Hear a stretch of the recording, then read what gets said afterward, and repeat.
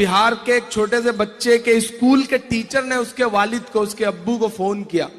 बोला कमाल का शैतान बच्चा है, आपने कैसा बच्चा पैदा कर दिया, इसकी वजह से आज मैं बहुत परेशान हो गया। तो बाप ने कहा कि आखिर हुआ क्या? बोले ऐसी जिंदा पेंटिंग बनाता है कि धोखा आ जाए। आज इसने 2000 की नोट जमीन पर बना दी, मुझे धोखा हो गया, उठाने के चक्कर में मेरे नाखून टूट गए। तो बाप ने कहा कि तुम्हारे तो सिर्फ नाखून टूटे, मैं तो आईसीयू से लौटा कल। तो टीचर ने कहा अरे आप आईसीयू से कैसे आए?